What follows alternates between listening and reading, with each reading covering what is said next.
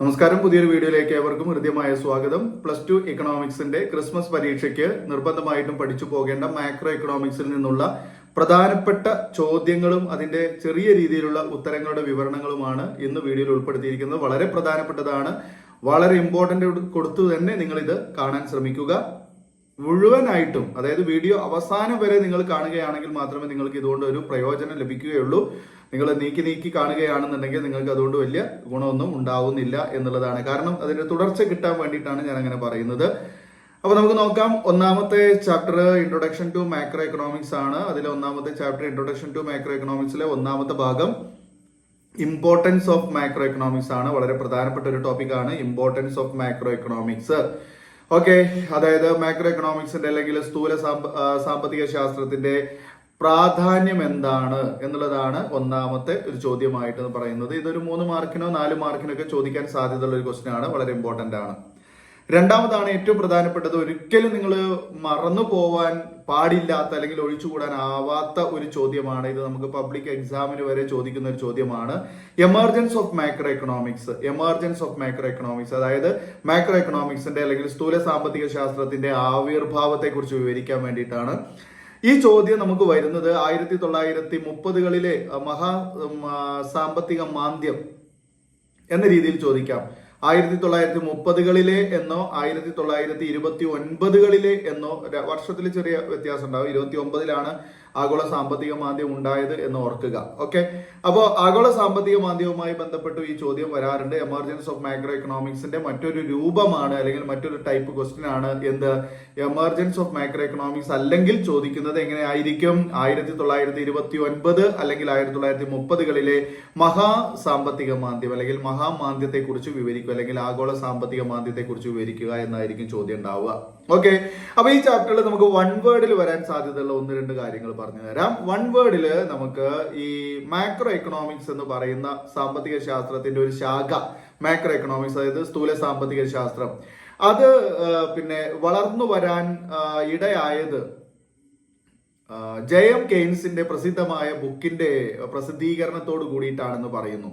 ആ ബുക്ക് ഏതാണെന്ന് ചോദിക്കും. ആ ബുക്കിന്റെ പേര് general theory of employment, interest and money എന്നാണ്. ആ ജനറൽ തിയറി എന്ന് മാത്രമേ ചിലപ്പോൾ ക്വസ്റ്റ്യൻ പേപ്പറിൽ ഉണ്ടാവുള്ളൂ. ഓക്കെ, ഫുൾ നെയിം ഉണ്ടാവണമെന്നില്ല. അപ്പൊ ഓർക്കുക, ജനറൽ തിയറി എന്ന് കണ്ടാലും general theory of employment, interest and money എന്ന് കണ്ടാലും രണ്ടും ഒന്ന് തന്നെയാണ്. ആരുമായി ബന്ധപ്പെട്ടതാണ്? അത് മാക്രോ ഇക്കണോമിക്സിന്റെ ആവിർഭാവവുമായി ബന്ധപ്പെട്ട ബുക്കാണ്. ആരാണ് എഴുതിയത്? അത് ജെഎം കെയ്ൻസ് ആണ് എഴുതിയത്. 1936ലാണ് അത് പ്രസിദ്ധീകരിച്ചത്. ഓക്കെ, ജെഎം കെയ്ൻസ് ഈ പറഞ്ഞ ബുക്ക്, അതായത് general theory of employment, interest and money എന്ന പുസ്തകം രചിച്ചത് അല്ലെങ്കിൽ പ്രസിദ്ധീകരിച്ചത് 1936ലാണ്. ഓക്കെ, അതുപോലെ തന്നെ ഇവിടെ വരാൻ സാധ്യതയുള്ള മറ്റൊരു ക്വസ്റ്റ്യൻ ആണ് എന്ത്, മാക്രോ എക്കണോമിക്സിന്റെ പിതാവ് ആരാണ് എന്ന് ചോദിക്കും. കൃത്യമായിട്ട് പഠിച്ചു വെച്ചോ, മാക്രോ എക്കണോമിക്സിന്റെ പിതാവ് ആരാണ്? ജെഎം കെയ്ൻസ് ആണ്. ഓക്കെ, ഇതാണ് ഈ ചാപ്റ്ററിൽ ഇമ്പോർട്ടന്റ് ആയിട്ടുള്ള 4 മാർക്ക് അല്ലെങ്കിൽ 2 മാർക്കിന് ചോദിക്കുന്ന ഒരു ചോദ്യമാണ് ഇപ്പോൾ നമ്മൾ കണ്ടു കഴിഞ്ഞത്. ഏത്? ആ എമർജൻസുമായി ബന്ധപ്പെട്ടത്. ഇനി ഈ ചാപ്റ്ററിൽ ചോദിക്കുന്നത് 4 മാർക്കിന്റെ ഷുവർ ക്വസ്റ്റ്യൻ ഉണ്ട്. അത് സെക്ടേഴ്സ് ഓഫ് ദ ഇക്കോണമി ആണ്. എന്താണ് സെക്ടേഴ്സ് ഓഫ് ദ ഇക്കോണമി അല്ലെങ്കിൽ sectors of the macro economy? അതായത് സ്ഥൂല സാമ്പത്തിക ശാസ്ത്രത്തിന്റെ പ്രധാനപ്പെട്ട മേഖലകൾ ഏതെല്ലാമാണ്, അല്ലെങ്കിൽ ഒരു സമ്പദ് വ്യവസ്ഥയുടെ പ്രധാനപ്പെട്ട 4 മേഖലകൾ ഏതൊക്കെയാണ്? അങ്ങനെയൊക്കെയാണ് ചോദ്യം ഉണ്ടാവുക. ഓക്കെ, സ്ഥൂല സാമ്പത്തിക ശാസ്ത്രവുമായി ബന്ധപ്പെട്ട പ്രധാനപ്പെട്ട 4 മേഖലകൾ ഏതാണ്, അല്ലെങ്കിൽ സമ്പദ് വ്യവസ്ഥയുടെ പ്രധാനപ്പെട്ട 4 മേഖലകൾ ഏതാണ്? നിങ്ങൾക്കറിയാം, house hold, firms, government, foreign sector അല്ലെങ്കിൽ എക്സ്റ്റേണൽ സെക്ടർ എന്നുള്ളതാണ് അല്ലെ. അതുപോലെ ഓപ്പൺ എക്കോണമി, ക്ലോസ്ഡ് എക്കോണമി, ഒരു 2 അല്ലെങ്കിൽ 3 മാർക്കിന് ചോദിക്കാൻ പറ്റുന്ന ചോദ്യമാണ് open economy, closed economy. Okay, തുറന്ന സമ്പദ് വ്യവസ്ഥ, അടഞ്ഞ സമ്പദ് വ്യവസ്ഥ, അത്രയും കാര്യങ്ങളാണ് ആ ചാപ്റ്ററിൽ ഉള്ളത്. രണ്ടാമത്തെ ചാപ്റ്ററിലേക്ക് പോകുന്നു, നാഷണൽ ഇൻകം അക്കൗണ്ടിങ്. മാക്രോ എക്കണോമിക്സിന്റെ വളരെ വളരെ പ്രധാനപ്പെട്ട ഏറ്റവും കൂടുതൽ മാർക്ക് വെയിറ്റേജ് തന്നിട്ടുള്ള ഒരു ചാപ്റ്റർ ആണ് ഏത്, നാഷണൽ ഇൻകം അക്കൗണ്ടിങ് എന്ന് പറയുന്നത്. ഇവിടെ നമ്മൾ 4 ഗുഡ്സിനെ പറ്റി പഠിക്കേണ്ടതുണ്ട്. നിർബന്ധമായിട്ട് 4 ഗുഡ്സുകളെ നിങ്ങൾ പഠിച്ചു പോകണം. അതിൽ ഒന്നാമത്തെ ഗുഡ്സ് ഏതാണ്? ഫൈനൽ ഗുഡ് ആണ്. രണ്ടാമത്തെ ഗുഡ് ഏതാണ്? ഇന്റർമീഡിയറ്റ് ഗുഡ് ആണ്. മൂന്നാമത്തേത് ഏതാണ്? മൂന്നാമത്തേത് കൺസംഷൻ ഗുഡ് ആണ്. നാലാമത്തേത് ക്യാപിറ്റൽ ഗുഡ് ആണ്. ഓക്കെ, ഈ 4 വെരി വെരി ഇമ്പോർട്ടന്റ് ആയിട്ടുള്ളത് ആർക്കാ നിങ്ങൾക്ക് അറിയണ്ടാകും. ഇല്ലെങ്കിൽ കേട്ടോ, അതേതാണ്? ഏതാണ്? അത് ഇന്റർമീഡിയറ്റ് ഗുഡ്സ് ആണ്. ഓക്കെ, ഇന്റർമീഡിയറ്റ് ഗുഡ്സ് ആണ് very very important. Okay, intermediate ഗുഡ്സുമായി ബന്ധപ്പെട്ട്, അതായത് ഇന്റർമീഡിയറ്റ് ഗുഡ്സ് ഒരു ഉൽപ്പന്നം ഉണ്ടാക്കാൻ വേണ്ടി ഉപയോഗിക്കുന്ന മറ്റൊരു ഉൽപ്പന്നം, അങ്ങനെയല്ല ചോദ്യം ഉണ്ടാവുക. ഫോർ എക്സാമ്പിൾ, കഴിഞ്ഞ വർഷം നമുക്ക് പരീക്ഷയ്ക്ക് വന്നൊരു ചോദ്യമാണ്, ഓട്ടോമൊബൈൽ നിർമ്മാണത്തിന് വേണ്ടി ഉപയോഗിക്കുന്ന സ്റ്റീൽ ഷീറ്റ് എന്ത് തരം ഉൽപ്പന്നമാണ് എന്ന് ചോദിച്ചു. ഓക്കെ, ഓട്ടോമൊബൈൽ നിർമ്മാണത്തിന് ഉപയോഗിക്കുന്ന സ്റ്റീൽ ഷീറ്റ് എന്ത് തരം ഉൽപ്പന്നമാണ് എന്നാണ് ചോദിക്കുന്നത്. ഓപ്ഷൻസ് ഉണ്ടാകും 4 എണ്ണം. ഫൈനൽ ഗുഡ് ഉണ്ടാകും, ഇന്റർമീഡിയറ്റ് ഗുഡ് ഉണ്ടാകും, അതുപോലെ കൺസംഷൻ ഗുഡ് ഉണ്ടാകും, ക്യാപിറ്റൽ ഗുഡ് ഉണ്ടാകും. ഓക്കെ, അപ്പൊ നമ്മൾ തെറ്റണ്ട. ഏതാണ് ആൻസർ വരുന്നത്? ഇന്റർമീഡിയറ്റ് ഗുഡ് ആണ്. ഇന്റർമീഡിയറ്റ് ഗുഡിന്റെ മലയാളം അന്തരാള വസ്തു, അല്ലെങ്കിൽ മധ്യമ വസ്തു, അതല്ലെങ്കിൽ ഇടനില ഉൽപ്പന്നം എന്നാണ്. ഇനി ഇത് വൺ വേർഡിൽ ചോദിച്ചില്ലെങ്കിൽ നമുക്ക് എങ്ങനെ ചോദിക്കാം? നമുക്ക് 2 മാർക്കിനൊക്കെ ചോദിക്കാൻ പറ്റുന്ന ഒരു ചോദ്യമാണ്. വെരി വെരി ഇമ്പോർട്ടന്റ് ആണ് ഇന്റർമീഡിയറ്റ് ഗുഡ്സ് കേട്ടോ. ഓക്കെ, അതുപോലെ കൺസംഷൻ ഗുഡിന്റെ 2 എണ്ണം നമുക്ക് സെപ്പറേറ്റ് ടേബിൾ ഉണ്ടാക്കാൻ വേണ്ടി ചോദിക്കാം. കൺസംഷൻ ഗുഡ് അതിൽ 2 എണ്ണം ഉണ്ട് അല്ലെ? ഏതൊക്കെയാണത്? അതായത് ഒന്ന് ഡ്യൂറബിൾ ഗുഡ് ആണ്, രണ്ടാമത്തേത് നോൺ ഡ്യൂറബിൾ ഗുഡ് ആണ് അല്ലെ? അതായത് ഈടുള്ള വസ്തു, ഈടില്ലാത്ത വസ്തു, താഴെ തന്നിരിക്കുന്നവയെ ഈടുള്ള വസ്തു, ഈടില്ലാത്ത വസ്തു എന്നിങ്ങനെ പട്ടികപ്പെടുത്തുക എന്ന് പറഞ്ഞുകൊണ്ട് ചോദ്യം നമുക്ക് പ്രതീക്ഷിക്കാം. ഓക്കെ, അതുപോലെ തന്നെ നമുക്കൊരു 3 മാർക്കിന് ചോദിക്കുന്ന 2 ടൈപ്പിൽ ചോദിക്കുന്ന ചോദ്യമാണ് എന്ത്?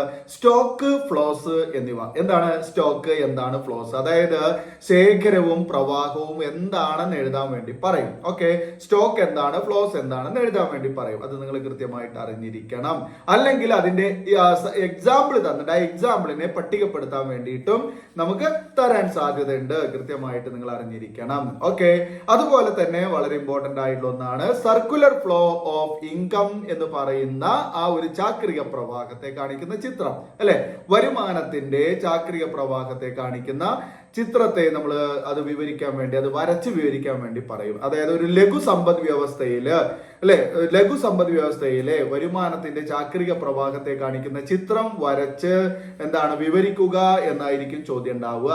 ഓക്കെ, അതറിയാലോ. അവിടെ ഫേംസ് ഉണ്ട്, അതുപോലെ തന്നെ നമ്മുടെ ഹൗസ് ഹോൾഡ് ഉണ്ട്. 2 മേഖലകൾ വെച്ചിട്ടുള്ള ഒരു ചാക്രിക പ്രവാഹമാണ് വരുമാനത്തിന്റെ ചാക്രിക പ്രവാഹം എന്നുള്ളത്. ഓക്കെ, അതിന് 2 ഫ്ലോസ് ഉണ്ട്, ഒന്നും കൂടെ ഓർക്കുക. അതും കൂടെ അവിടെ എഴുതേണ്ടതുണ്ട്. ഒന്ന് മണി ഫ്ലോ ആണ്, രണ്ടാമത്തേത് റിയൽ ഫ്ലോ ആണ്. ഓക്കെ, അടുത്തൊരു ടോപ്പിക് വളരെ ഇമ്പോർട്ടന്റ് ആണ്. എസ്എ കാലങ്ങളായിട്ട് ചോദിച്ചുകൊണ്ടിരിക്കുന്ന ഒരു ടോപ്പിക് ആണ് ഏത്? നാഷണൽ ഇൻകം അക്കൗണ്ടിങ് എന്നുള്ളത്.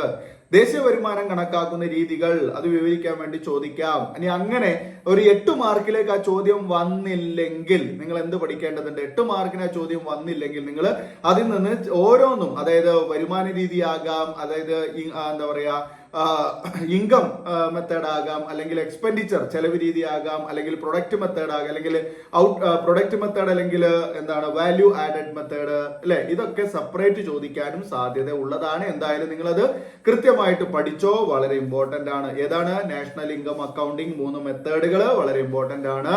അതിന്റെ ഇക്വേഷൻ വരെ നിങ്ങൾ പഠിച്ചിട്ട് വേണം പോകാൻ. ഓക്കെ, ചില കുട്ടികൾ അത് ചോദിക്കുന്നു, അതിൽ നിന്ന് നമുക്ക് കാൽക്കുലേഷൻ ചോദിക്കുമോ എന്നുള്ളത്. എങ്ങനെ? GDP at MP, GDP at FC, GNP at MP, GNP at FC, NNP, NDP അങ്ങനെ രീതിയിൽ അതിന്റെ ഇക്വേഷൻസ് തന്നിട്ട് നമുക്ക് എന്താണ് പ്രോബ്ലം ചെയ്യാൻ വേണ്ടി ചോദിക്കാൻ സാധ്യത ഉണ്ട്. ഓക്കെ, അതിന്റെ വീഡിയോ നമ്മുടെ ചാനലിൽ മുമ്പേ ചെയ്തു വെച്ചിട്ടുണ്ട്. വളരെ നമുക്ക് നല്ല നല്ല കമന്റ് കിട്ടിയിട്ടുള്ള, ഏറ്റവും ഉപകാരപ്രദമാണ് എന്ന് എല്ലാവരും കമന്റ് ചെയ്തിട്ടുള്ള ഒരു വീഡിയോ ആണ് അത്. അതായത് GNP, NNP, NDP എന്നൊക്കെ പറഞ്ഞിട്ടാണ് നമ്മൾ അതിന്റെ ആ തമ്പനെയിൽ തന്നെ നമ്മൾ ഫോം ചെയ്തിരിക്കുന്നത്. നിങ്ങളിൽ പലരും കണ്ടിട്ടുണ്ടായിരിക്കും. ഒന്നുകൂടെ നിങ്ങൾ കാണുക, നിങ്ങൾക്ക് ഉപകാരപ്പെടുന്നതാണ്. ഓക്കെ, അതുപോലെ തന്നെ നമുക്ക് ഈ ചാപ്റ്ററിൽ മറ്റൊരു ഇമ്പോർട്ടന്റ് ആയിട്ടുള്ള ഒരു ചോദ്യത്തിലേക്കാണ് പോകുന്നത്. ആ ഇമ്പോർട്ടന്റ് ആയിട്ടുള്ള ചോദ്യം നിങ്ങൾക്കറിയാം എന്താണ്? നോമിനൽ GDPയും റിയൽ GDPയും തമ്മിലുള്ള വ്യത്യാസം എന്താണെന്ന് ചോദിക്കുന്നു. ഇത് ഒരു എസ്എ ടൈപ്പ് ക്വസ്റ്റ്യൻ ആണ് കേട്ടോ. ഞാൻ അത് എങ്ങനെയെന്ന് പറഞ്ഞുതരാം. കഴിഞ്ഞ വർഷം, അതായത് ഈ കഴിഞ്ഞ 2024 നമ്മുടെ മാർച്ചിൽ നടന്ന പരീക്ഷയുടെ ഒരു സേ പരീക്ഷ ഉണ്ടായിരുന്നു. ആ സേ പരീക്ഷയ്ക്ക് വന്ന ഒരു ചോദ്യമാണ്, ഒരു എസ്എ ടൈപ്പ് ക്വസ്റ്റ്യൻ ആണ്. നോമിനൽ GDP, റിയൽ GDP വേർതിരിച്ചെഴുതുക. Differentiate nominal GDP and real GDP, അങ്ങനെ ഒരു ക്വസ്റ്റ്യൻ ഉണ്ടായിരുന്നു. ആ ക്വസ്റ്റ്യനിൽ തന്നെ അത് A ക്വസ്റ്റ്യൻ ആണ്. അതിൽ B ക്വസ്റ്റ്യൻ വന്നിരിക്കുന്നത് GDP ഡിഫ്ലാറ്റർ എക്സ്പ്ലെയിൻ ചെയ്യുക എന്നതാണ്. ആ GDP ഡിഫ്ലാറ്റർ എക്സ്പ്ലെയിൻ ചെയ്യാന്ന് പറഞ്ഞിട്ട് തന്നെ അതോടൊപ്പം പിന്നെന്താണ് അതിന്റെ ഒരു കാൽക്കുലേഷൻ ഉണ്ടായിരുന്നു. അതാണ് B ക്വസ്റ്റ്യൻ എന്ന് പറയുന്നത്. പിന്നെ അവിടെ മൂന്നാമത്തെ ഒരു C ക്വസ്റ്റ്യൻ ആയിട്ട് നമുക്ക് വന്നത് എന്താണ്? GDP ആൻഡ് വെൽഫെയർ എന്നുള്ളതാണ്. GDP ആൻഡ് വെൽഫെയർ എന്നുള്ളതാണ്. ഇത് മൂന്നും കൂടെ ഒരുമിച്ച് ഒരു എസ്സേ ആയിട്ട് അങ്ങോട്ട് ചോദിച്ചു. നിങ്ങൾക്കും ചിലപ്പോൾ ചോദിക്കാം ഈ ഒരു പരീക്ഷയ്ക്ക്. ഓക്കെ, സാധ്യത അങ്ങനെയൊക്കെയാണ് ഇപ്പോൾ വരുന്നത് കേട്ടോ. അപ്പൊ അതുകൊണ്ട് നിങ്ങൾ എന്ത് ചെയ്യുക, എല്ലാം നമ്മൾ ക്രമബന്ധമായിട്ട് കൃത്യമായിട്ട് പഠിച്ചാൽ നമുക്ക് ഇതെല്ലാം ആൻസർ ചെയ്യാൻ സാധിക്കും എന്നുള്ളതാണ്, സംശയമൊന്നും വേണ്ട. ഓക്കെ, അപ്പൊ നോമിനൽ GDP റിയൽ GDP എന്താണെന്ന് പഠിക്കാൻ ഇപ്പോ അത് എസ്സേയിലേക്ക് വന്നില്ലെങ്കിൽ നമുക്ക് എവിടെ പഠിക്കാൻ കിട്ടും? 3 മാർക്കിന് പറ്റുന്ന ഒരു ചോദ്യമാണ്. നോമിനൽ GDP റിയൽ GDP വേർതിരിച്ചെഴുതുക എന്നുള്ളതാണ് പറഞ്ഞിട്ടുള്ളത്. ഓക്കെ, അതുപോലെ തന്നെ GDP ഡിഫ്ലാറ്റർ എന്താണെന്ന് ചോദിക്കുന്നു. നോമിനൽ GDPയും റിയൽ GDPയും പഠിച്ചാൽ, അതായത് നാമമാത്ര GDPയും അത് യഥാർത്ഥ GDPയും പഠിച്ചൊരു കുട്ടിക്ക് GDP ഡിഫ്ലാറ്റർ പഠിക്കാൻ ബുദ്ധിമുട്ടില്ല. GDP ഡിഫ്ലാറ്റർ പഠിക്കുക, GDP ഡിഫ്ലാറ്ററിന്റെ ഇക്വേഷൻ പഠിക്കുക. GDP deflator equal to capital letter GDP divided by small letter GDP into 100 എന്നാണ്. നിങ്ങൾ അത് ക്യാപിറ്റൽ സ്മോൾ എന്ന് തന്നെ പറയുക GDPയെ. കാരണം GDP divided by GDP into 100 എന്ന് പഠിച്ചാൽ നിങ്ങൾ പരീക്ഷയ്ക്ക് എഴുതുമ്പോൾ അതെന്താവും? അത് സ്മോൾ ആകാൻ സാധ്യതയുണ്ട്, അല്ലെങ്കിൽ ക്യാപിറ്റലും സ്മോളും തല തിരിച്ചെഴുതാൻ സാധ്യതയുണ്ട്. അത് ഒഴിവാക്കാനാണ് capital letter GDP divided by small letter GDP into 100 എന്ന് പറഞ്ഞു തന്നത്. ഓക്കെ, അതാണ് GDP deflator. GDP deflator nominal GDPയും റിയൽ GDPയും തമ്മിലുള്ള റേഷ്യോ ആണ് നിങ്ങൾക്ക് അറിയേണ്ടാകും. ഓക്കെ, അത് പഠിക്കുക, അതിന്റെ കാൽക്കുലേഷൻ പഠിക്കുക. സമവാക്യം പഠിച്ചാൽ പിന്നെ കാൽക്കുലേഷൻ ബുദ്ധിമുട്ടില്ല. ദെൻ അടുത്തതാണ് GDP ആൻഡ് വെൽഫെയർ എന്നുള്ളത്. ഒരു രാജ്യത്തിന്റെ അല്ലെങ്കിൽ രാഷ്ട്രത്തിന്റെ വെൽഫെയർ അളക്കുന്നതിന് ആ രാജ്യത്തിന്റെ GDP ഉപയോഗിക്കുന്നില്ല, എന്തുകൊണ്ട് എന്ന് ചോദിക്കും. ഓക്കെ, അപ്പൊ GDP എന്താണെന്ന് നമുക്കറിയാം. GDP എന്ന് പറഞ്ഞാൽ രാജ്യത്തിന്റെ വരുമാനമാണ്. ആ വരുമാനം ഒരിക്കലും ആ രാജ്യത്തിലെ ജനങ്ങളുടെ ക്ഷേമം കണക്കാക്കാൻ സഹായിക്കുന്ന ഒരു സൂചകമല്ല, എന്തുകൊണ്ട് എന്ന് ചോദിക്കുന്നുണ്ട്. അതിന് 4 ആൻസർ ഉണ്ട് അവിടെ. Inequality in the distribution of income ആണ്, അതായത് വരുമാന വിതരണത്തിലെ അസമത്വം. രണ്ടാമത്തേത് GDP and non monetary exchanges ആണ്, GDPയും അതുപോലെ പണേതരപരമായിട്ടുള്ള ഇടപാടുകളും. മൂന്നാമത്തെ GDP ആൻഡ് ഹാർംഫുൾ ഗുഡ് ആണ്, GDPയും ഹാനികരമായിട്ടുള്ള വസ്തുക്കളും. അതുപോലെ GDP ആൻഡ് എക്സ്റ്റേണാലിറ്റീസ് ആണ്. ഇങ്ങനെയുള്ള കാര്യങ്ങളൊക്കെയാണ് അവിടെ പഠിക്കാനുള്ളത്. വെരി വെരി ഇമ്പോർട്ടന്റ് ആണ് മക്കളെ. അപ്പൊ 2 ടോപ്പിക്കുകളുടെ 2 ചാപ്റ്ററുകളുടെ ചോദ്യങ്ങളാണ്, അതിന്റെ ഉത്തരങ്ങളും ഞാനിവിടെ കൃത്യമായിട്ട് പറഞ്ഞിട്ടുണ്ട്. ഇത് നിങ്ങൾ ഇന്ന് തന്നെ ഇപ്പൊ തന്നെ കണ്ടിട്ട് എന്ത് ചെയ്യുക, നേരെ നിങ്ങൾ അങ്ങോട്ട് പഠിക്കുക. ഓക്കെ, തലയിൽ ഉറപ്പിച്ചു വെക്കുക. ഓക്കെ, അപ്പോ വീഡിയോ ഇഷ്ടപ്പെടുകയാണെങ്കിൽ തീർച്ചയായും ലൈക്ക് ചെയ്യാൻ മറക്കരുത്. അതുപോലെ ഉപകാരപ്പെട്ടു എന്ന് തോന്നുകയാണെങ്കിൽ മറ്റുള്ളവരിലേക്കും കൂടെ ഒന്ന് ഷെയർ ചെയ്യുക. എല്ലാവർക്കും ഉപകാരപ്പെടും, നിങ്ങൾക്ക് ഉപകാരപ്പെട്ടിട്ടുണ്ടെങ്കിൽ. അതുപോലെ തന്നെ ആദ്യമായി കാണുന്നവരാണെങ്കിൽ ഒന്ന് സബ്സ്ക്രൈബ് ചെയ്യുക. തൊട്ടടുത്തുള്ള ബെൽ ബട്ടൺ ഓൾ എന്ന് എനേബിൾ ചെയ്ത് വെക്കണേ. എങ്കിൽ മാത്രമേ നമുക്ക് പുതിയ വീഡിയോ കിട്ടുകയുള്ളൂ കേട്ടോ. ഓക്കെ, അപ്പൊ നമുക്ക് വീണ്ടും പുതിയ ടോപ്പിക്കുമായി പുതിയ വീഡിയോ കാണാം. വീഡിയോ കണ്ടിരുന്ന എല്ലാവർക്കും നന്ദി. Thanks for watching.